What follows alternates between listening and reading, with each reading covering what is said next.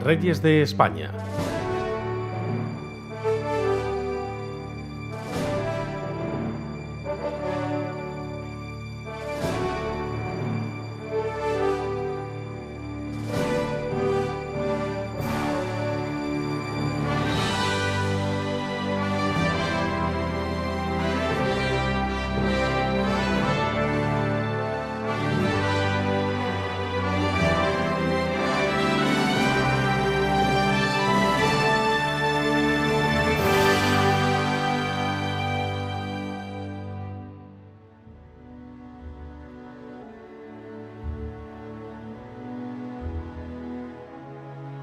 Finales del siglo XV, heredera de un imperio que empezaba a formarse, una mujer bella, culta, inteligente y, según parece, también especialmente bien dotada para la música.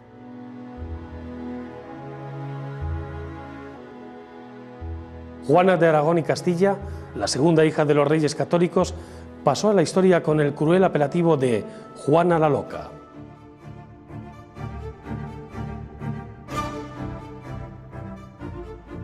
Se lo ganó después de cometer actos tan desmesurados como, por ejemplo, velar por espacio de 19 años el cadáver de su marido.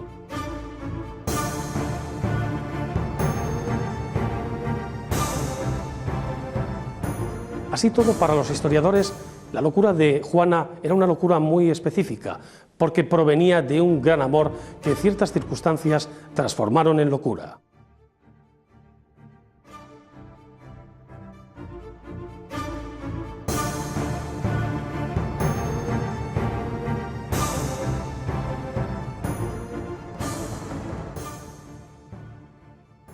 Es un momento de realización, es un momento de reforzamiento del poder, es el momento en el que España se abre al mundo con la llegada a América y la incorporación de un mundo que va a ser de una enorme importancia no solo para España, sino para Europa, para la economía europea, en fin, amplía los horizontes del mundo. Se ha dicho que el descubrimiento de América es uno de los grandes hechos de la historia de la humanidad.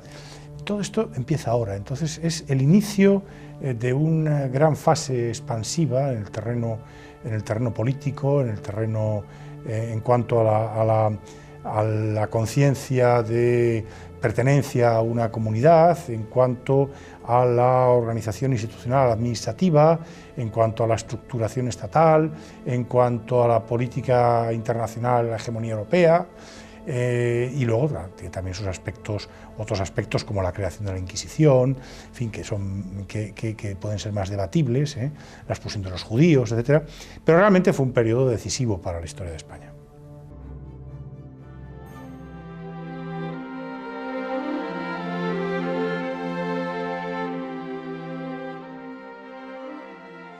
Juana la Loca y Felipe el Hermoso.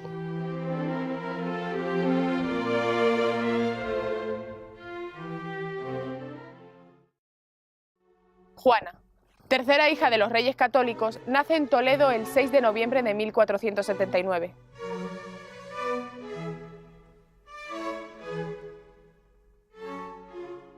Desde muy pequeña demuestra una gran inteligencia.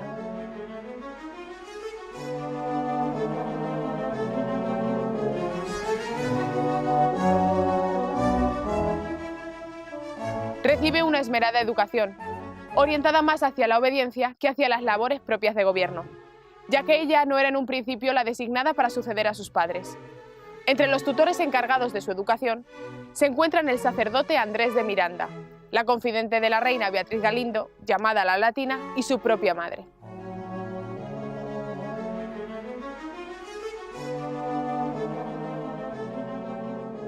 Y aunque las ocupaciones de gobierno de esta no le dejan demasiado tiempo para estar con su hija, sigue, sin embargo, muy de cerca su educación.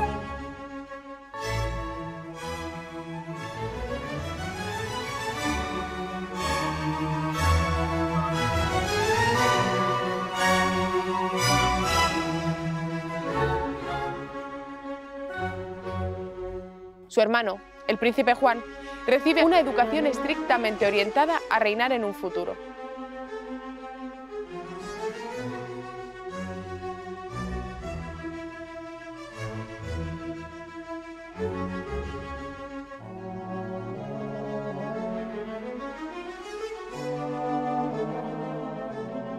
Incluso desde muy joven, comienza a gestionar su casa y posesiones como aprendizaje para dirigir el que será su futuro reino.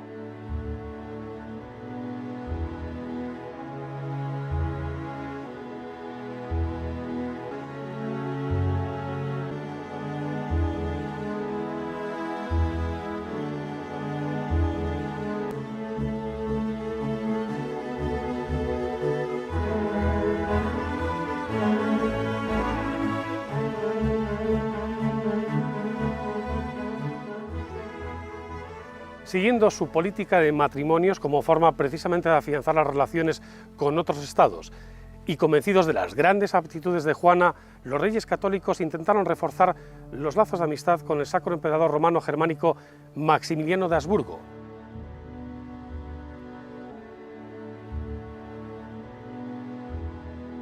Con la petición por parte de este de la mano de Juana para su hijo Felipe, archiduque de Austria.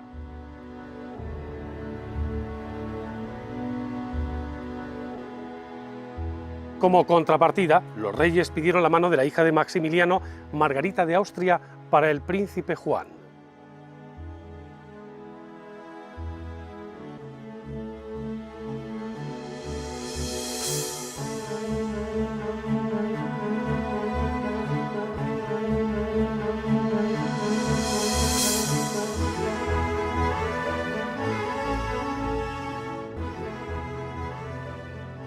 Sin duda alguna resulta muy interesante hacer una pequeña comparación de la situación de Isabel y Fernando, nada más casarse ellos en Valladolid, que apenas nadie da, diciéndolo coloquialmente, nadie daba un duro por ellos entonces, y cómo sin embargo a finales del siglo han conseguido ya un doble matrimonio, por ejemplo con el archiduque de Austria y con los hijos del emperador, y cómo la otra hija se coloca en Inglaterra y cómo están casados los dos matrimonios en Portugal y así sucesivamente.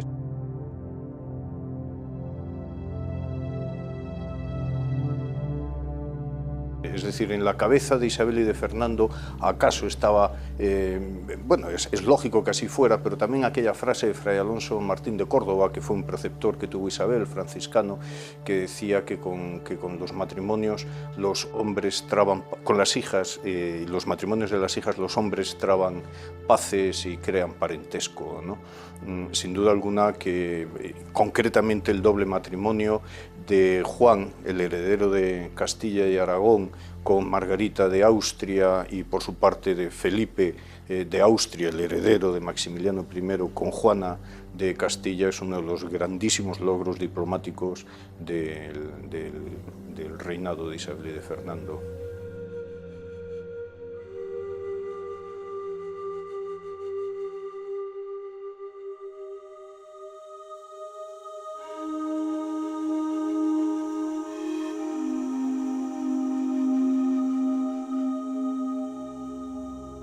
Felipe de Habsburgo, hijo de Maximiliano I y de María de Borgoña, nace en Brujas en 1478.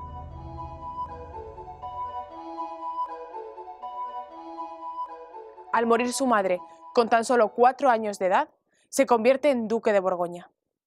Desde muy joven muestra una gran pasión por toda clase de deportes, así como una gran afición a los galanteos amorosos. En agosto de 1496, Juana parte desde Laredo para encontrarse con su prometido.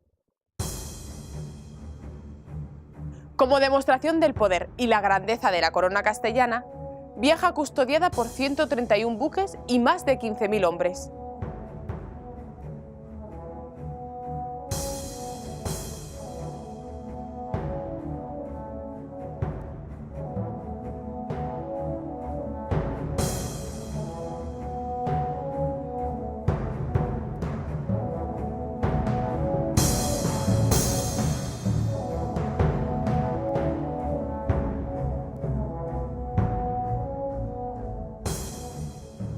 Juana no fue recibida por su prometido, ocupado, es verdad, en convencer a sus consejeros francófilos de la necesidad precisamente de matrimonio con Juana como parte de la alianza con Castilla.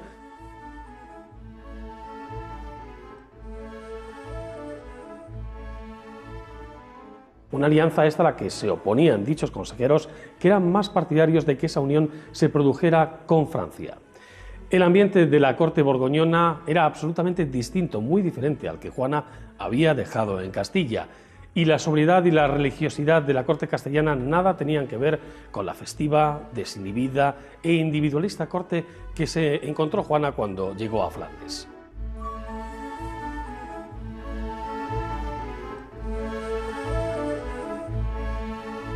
A diferencia de Castilla, en la corte flamenca dominaban los nobles y las decisiones, es verdad, se tomaban de acuerdo a sus intereses. Se utilizaba para ello, naturalmente, a un influenciable príncipe Felipe. Cuando por fin se conocieron, entre ambos surgió rápidamente el amor, aunque es verdad que en el caso de Felipe parece que el amor duró poco tiempo. Perdió rápidamente el interés por Juana y se dedicó, pues en fin, a encontrarse con otras damas de la corte.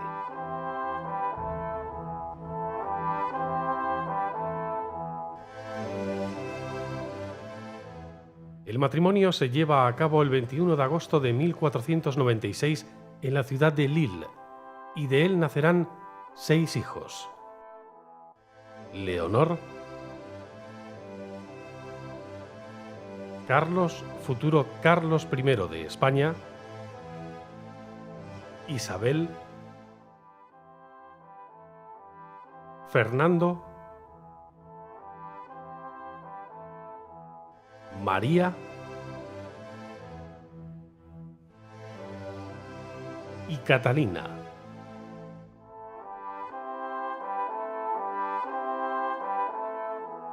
El 24 de noviembre de 1498 nace el primer hijo del matrimonio, la infanta Leonor.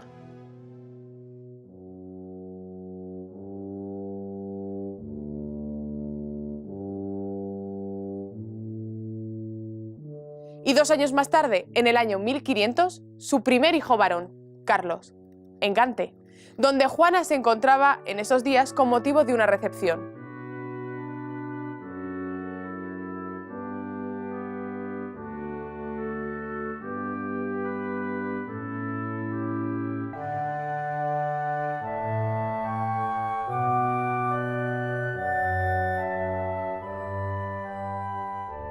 El 18 de julio de 1501, Juana da luz a su tercera hija, una niña, a la que pone el nombre de Isabel, en honor de su abuela materna.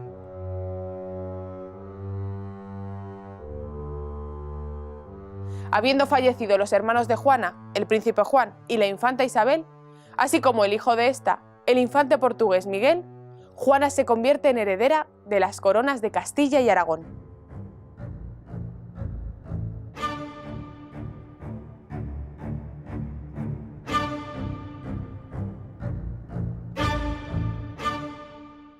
Las ausencias de Felipe, motivadas por su presencia en los distintos territorios en los que gobernaba, agravaron considerablemente el deterioro mental de Juana. Enterada la reina Isabel, ordenó regresar a su hija junto a ella.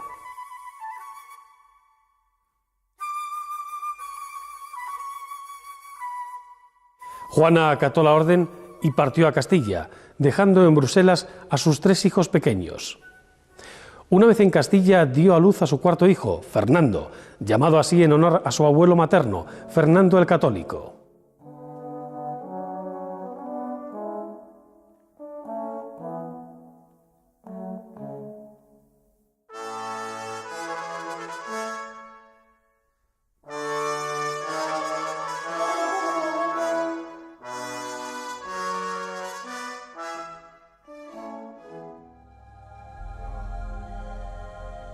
La reina Isabel fallece en 1504.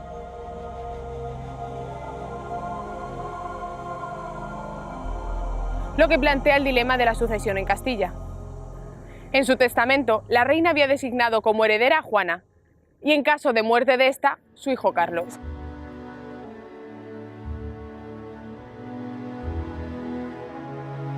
Pero ante el estado mental de la heredera, cada vez más inestable, Isabel, A petición de las Cortes, nombra a Fernando como regente de Castilla en ausencia de Juana.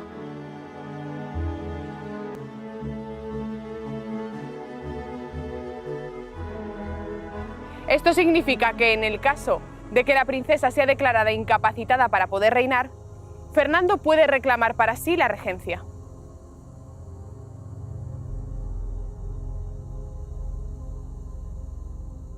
A la muerte de Isabel, Fernando fue nombrado regente de Castilla, pero la animadversión de la nobleza partidaria de Felipe el Hermoso hizo que renunciase al poder en Castilla en favor de su yerno, con el fin así de evitar un enfrentamiento armado. Por los acuerdos alcanzados en la Concordia de Villafáfila, una localidad zamorana, Fernando se retiró a Aragón y su hija Juana fue nombrada reina de Castilla, compartiendo el trono con su marido Felipe. Sin embargo, a la muerte de Felipe el Hermoso y ante la incapacidad manifiesta de su hija Juana, aceptó de nuevo la regencia de Castilla. Fernando contrajo nuevas nupcias con Germana de Foix en 1505, con la que además tuvo un hijo, Juan, que de no haber muerto a temprana edad hubiera llegado a ser rey de Aragón.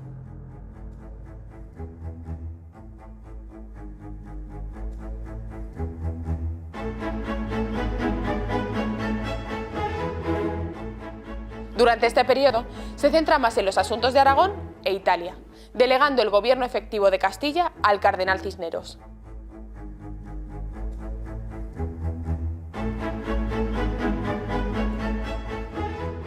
Mediante testamento, deja todas sus posesiones a su nieto, Carlos de Gante, futuro Carlos I.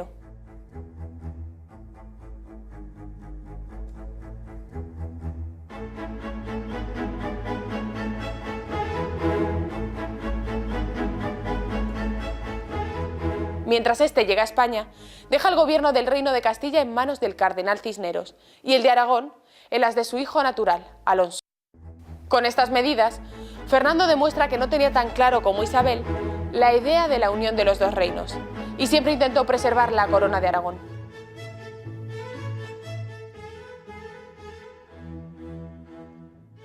Como solución al problema sucesorio se firma en 1505 la Concordia de Salamanca. Se acuerda el gobierno tripartito de Fernando el Católico, Juana y Felipe. Pero las malas relaciones entre suegro y yerno, este segundo apoyado por la nobleza castellana, provoca la renuncia del rey católico a la corona de Castilla, consiguiendo evitar así un más que probable conflicto armado.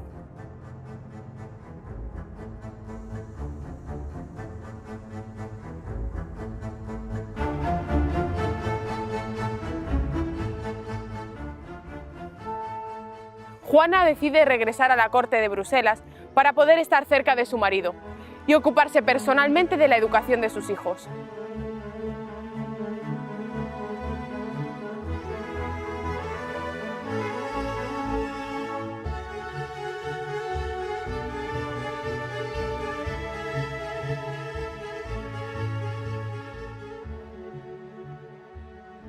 Será allí donde nazca su quinta hija, María.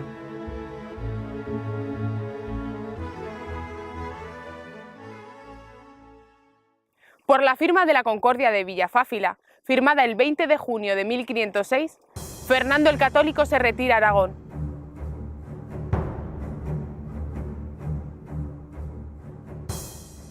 Dejando el reino de Castilla en manos de Felipe, que es proclamado rey con el nombre de Felipe I.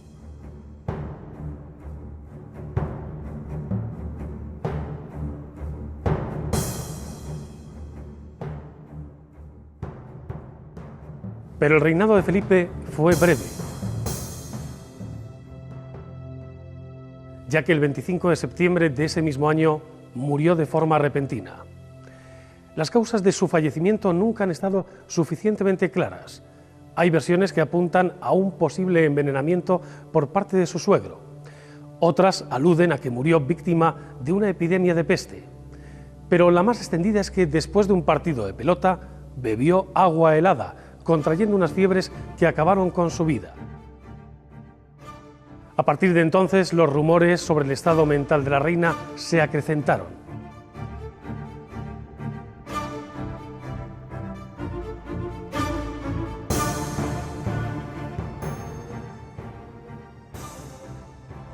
sobre todo cuando ésta decidió trasladar el cuerpo de su esposo desde Burgos, donde había fallecido, hasta Granada, como él mismo había dispuesto.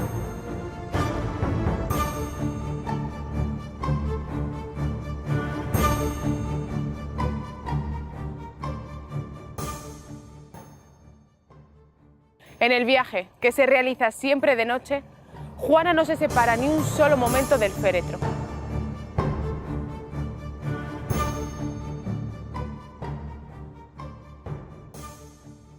Acompañan a la reina un enorme séquito, formado por religiosos, nobles, damas de compañía y soldados, y entre los que el rumor sobre la locura de la reina corre como un reguero de pólvora.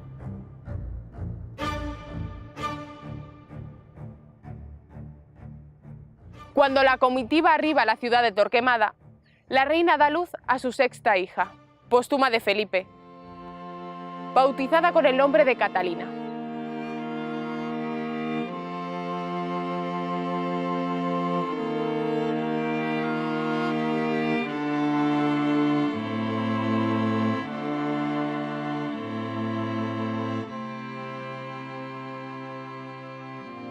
Este traslado se prolongaría durante 8 largos meses.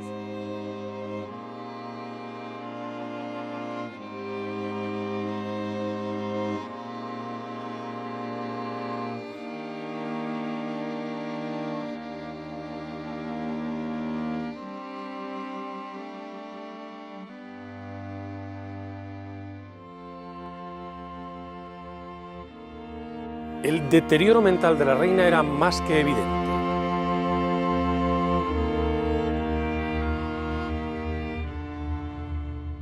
Por ello, Fernando, acogiéndose a una disposición del testamento de Isabel la Católica, volvió a ser regente de Castilla en nombre del hijo de Juana y de Felipe, el que sería finalmente Carlos I de España y V de Alemania. Fernando decidió encerrar a su hija Juana en Tordesillas en enero de 1509, un encierro que mantendría a su hijo Carlos I.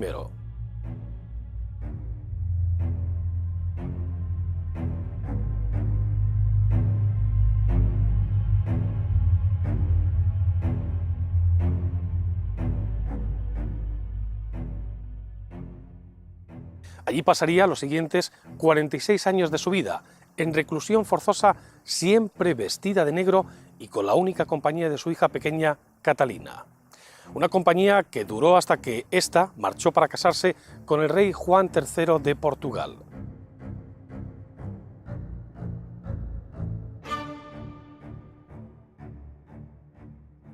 ¿Por qué mantuvieron encerrada a Juana tanto Fernando el Católico, su padre, como su hijo Carlos I? Pues es algo difícil de entender desde la perspectiva humana.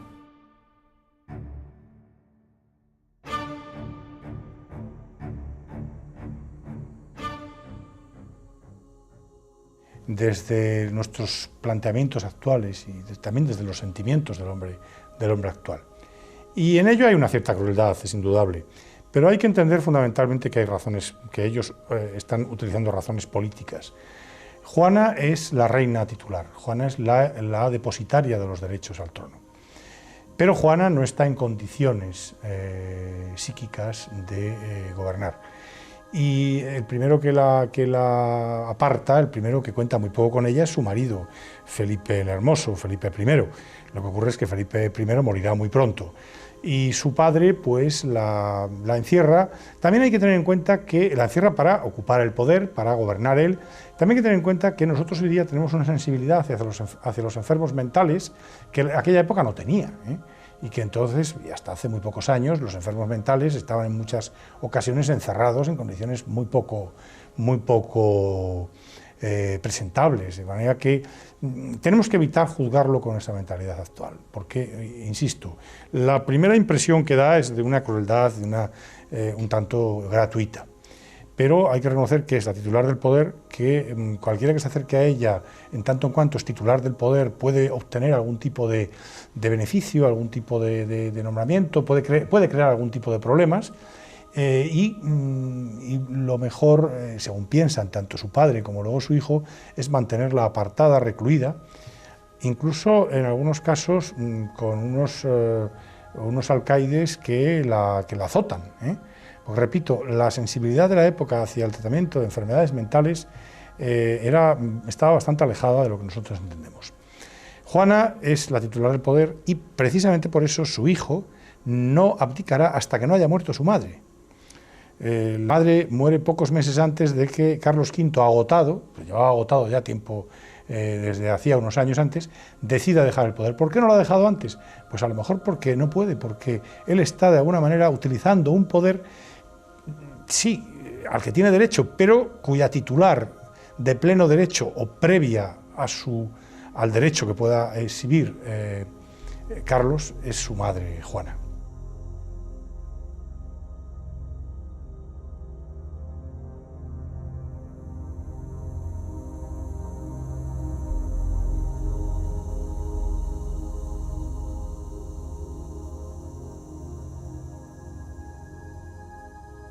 El confinamiento de Juana se convierte en cuestión de Estado, ya que si se empieza a rumorear que la reina no está loca, los enemigos del nuevo rey Carlos podrían legitimar la tesis de que este es un usurpador del trono. La figura de Juana se convierte así en pieza clave para intentar legitimar la rebelión comunera, movimiento que reconoce a Juana como soberana legítima.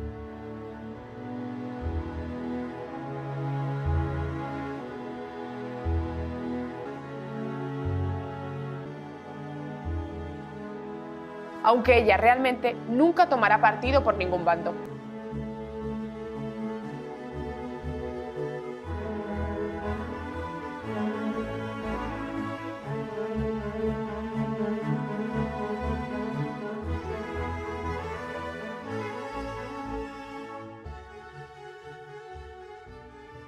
Dentro de las ciudades que se suman a la causa comunera está Tordesillas, cuyos habitantes asaltan el Palacio de la Reina y obligan a su servidor y custodio, el Marqués de Denia, a que ésta reciba una comisión de los asaltantes.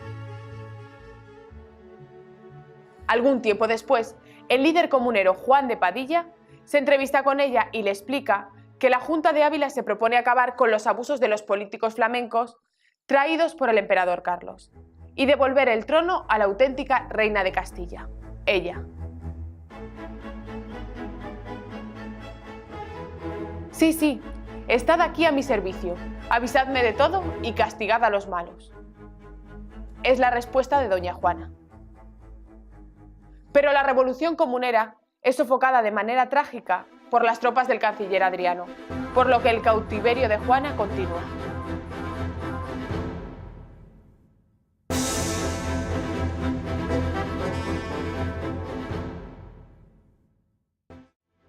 No se le permite salir del Palacio de Tordesillas, ni tan siquiera para poder visitar la tumba de su esposo, que provisionalmente se encuentra a escasa distancia, antes de ser trasladada definitivamente a la Catedral de Granada.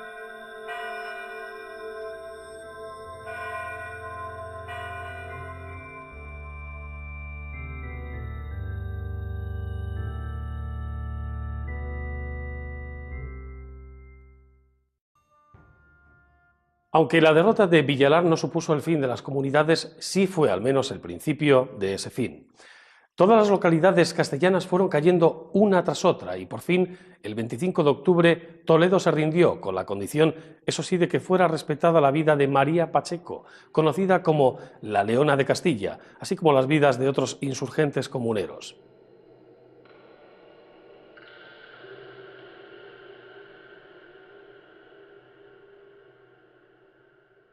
Tras la derrota definitiva hubo una feroz represión. Las localidades comuneras fueron gravadas con cuantiosas indemnizaciones que supusieron la ruina para localidades manufactureras como Segovia.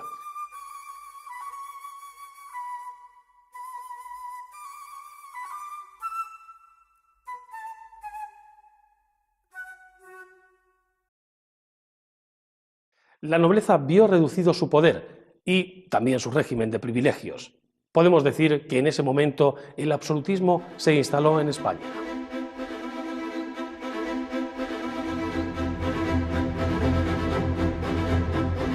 Bueno, realmente la reina Juana no estaba en condiciones de apoyar nada, no tenía poder, estaba aislada, encerrada en Tordesillas, era una persona desequilibrada psíquicamente, era una víctima en realidad y tampoco se plantea el apoyar a la causa comunera. Los comuneros recurren a ella porque en realidad ella es la reina. Y el apoyo de la reina en ausencia de su hijo, del rey, de Carlos V, pues hubiera supuesto un respaldo importante para los comuneros. Pero tampoco ella en ningún momento tuvo las cosas claras, tampoco tenía capacidad psíquica personal para apoyarla. Fue más un intento de los comuneros de recurrir a ella que un apoyo por parte de ella, los comuneros.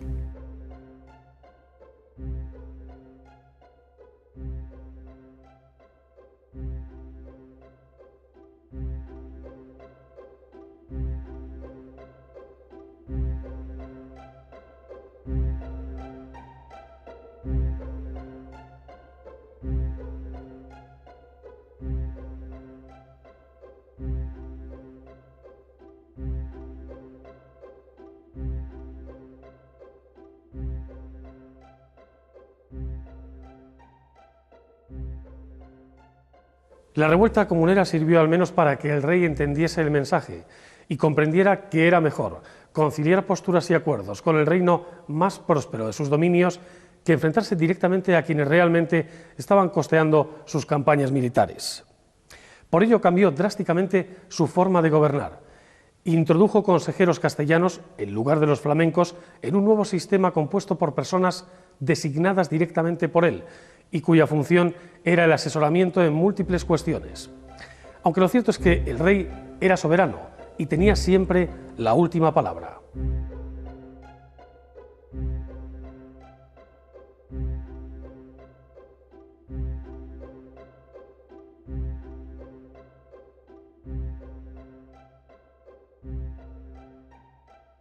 Al morir en 1516, Fernando el Católico, su nieto Carlos I, heredó además del reino de Castilla la corona de Aragón.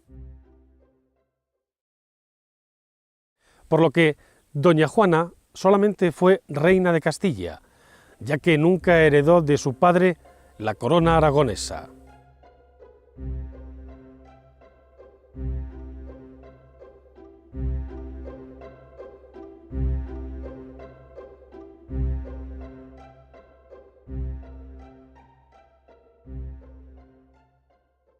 A pesar de ello, las Cortes castellanas nunca declararon la incapacidad de la reina, ostentando a todos los efectos este título, de tal modo que en todos los documentos oficiales del reino debía figurar, en primer lugar, el nombre de la reina.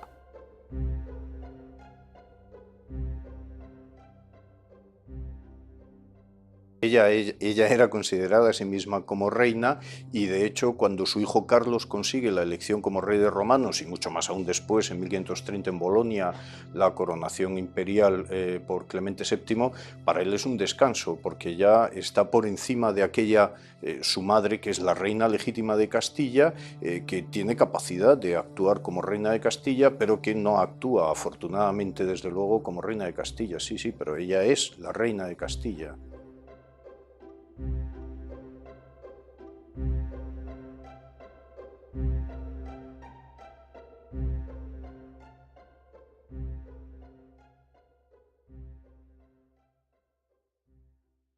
A la muerte de Fernando el Católico, la corona aragonesa recae en manos de don Alonso de Aragón, por entonces obispo de Zaragoza, y que es hijo natural del rey y de Aldolza de Iborra. El cardenal Cisneros, a su vez, asume la regencia de la corona de Castilla.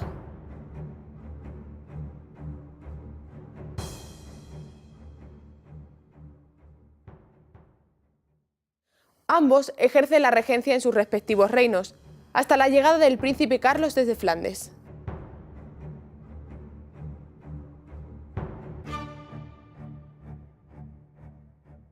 El cardenal Cisneros es un franciscano de orígenes madrileños, por así decirlo, de Torrelaguna, es una familia probablemente de descendientes de conversos, pero bueno, esto no tiene ya mayor trascendencia a las alturas que a él le corresponden. Es un franciscano muy severo, rígido y dispuesto a cumplir con sus funciones al servicio de Isabel y de la monarquía, ¿no? el trabajo que él desarrolla es casi perfecto para los deseos de Isabel, como son la reformación del clero, y de hecho la reforma del clero que emprende el cardenal Cisneros en Castilla en concreto, hace que se imposibilite la entrada con facilidad de la reforma protestante, es decir, que desde esa perspectiva pues es un triunfo su actividad política, ¿no? Político-religiosa. Por otra parte, además, él, conocedor del bajo nivel de formación del clero y, en fin, de formación del clero en general y teológicamente en concreto, promueve la fundación de una gran universidad en la que los filólogos sientan la versión definitiva, filológica, correcta, humanística de la Biblia, y para eso se funda la Universidad de Alcalá de Henares, que es su gran logro cultural que en fin, dura hasta ahora y que consigue además hacer la Biblia del Cardenal, la Biblia políglota complutense, que tiene vigencia hasta los años 70 del siglo XVI, cuando Felipe II encarga a Arias Montano la segunda Biblia regia.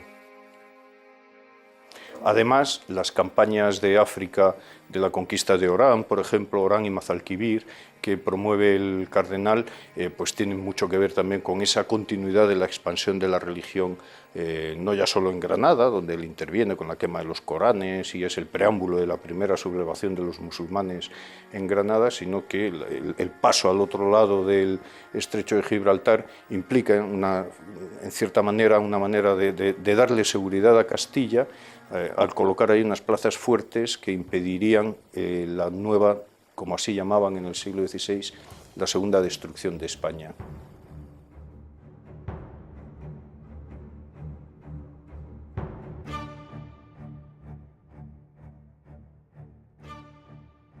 En los últimos años de su vida, al deterioro mental de la reina se le une también el físico, teniendo verdaderas dificultades para caminar. Se llegan incluso a verter sobre ella acusaciones de estar endemoniada, principalmente porque su desinterés por la religión era ya más que evidente. Un jesuita, Francisco de Borja, que sería con el tiempo elevado a santo, le rinde visita por orden de su nieto Felipe II.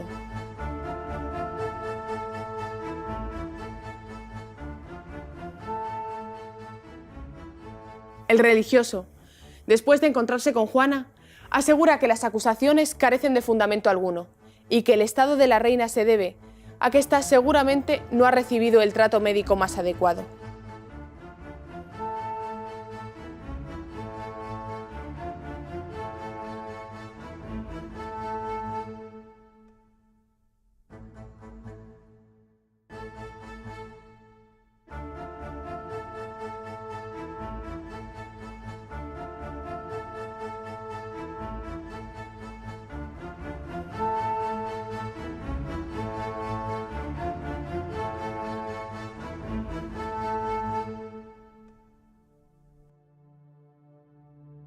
Yo me sospecho que los desajustes psicológicos que todos tenemos pueden ser más fácilmente socializables o menos socializables, y los problemas que cada uno tenemos se pueden insertar dentro de unas formas de convivencia.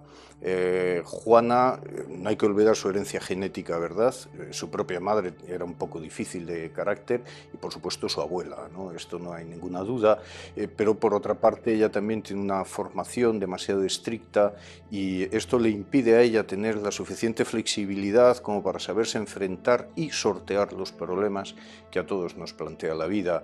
Ella fue perdiendo el juicio cada vez más, y luego, sin duda alguna, las maneras que tuvieron de comportarse con ella o como ella misma se comportó hicieron que el juicio se perdiera irremisiblemente. Esto ya lo sabe, lo ve con claridad Isabel, su madre, lo ve Isabel, por ejemplo, en los dolorosísimos sucesos para ella de 1504, poco antes de morir. Lo ve, lo registra en su propio testamento, que en las cláusulas dedicadas a la sucesión es espectacular en este sentido el testamento. Por supuesto lo ve su hijo, lo ve el marqués de Denia, lo ven todos. Y claro, la reclusión en Tordesillas nos puede parecer escandalosa, pero verdaderamente creo que tenían la necesidad de preservar la figura de la reina, que una reina enajenada no anduviera en público o por las calles, ¿no? Yo creo que deberíamos interpretar así la reclusión de la reina Juana en Tordesillas, una manera de mantenerla al margen de la sociedad para que la sociedad no viera que aquella mujer tenía absolutamente perdido el juicio y va perdiéndolo de más a más naturalmente.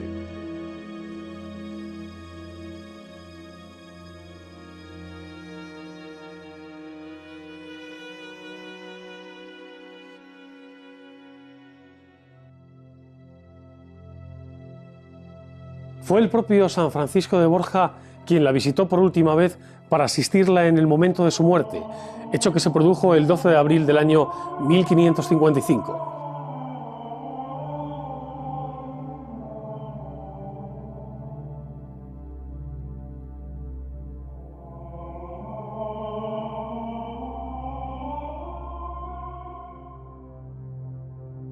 Fue entonces cuando la figura de Doña Juana pasó a la iconografía popular como símbolo de penurias y desgracias y de cómo el destino juega con cartas marcadas.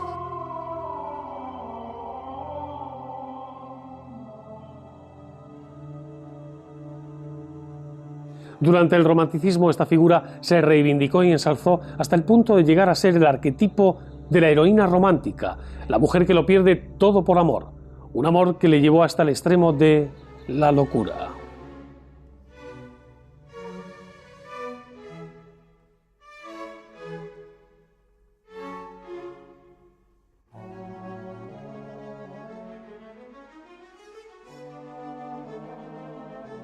El reinado de Juana y Felipe supuso muy poco para España, porque fue muy corto. Cuando muere Isabel la Católica es en noviembre del año 1504, ellos están en los Países Bajos y no llegan a España, a Castilla, hasta, porque es la corona de Castilla la que ellos heredan, ¿no? Aragón todavía tenía un rey que era Fernando el Católico, no llegan hasta la primavera del año 6, Y de hecho, mientras tanto está ejerciendo la regencia castellana Fernando el Católico.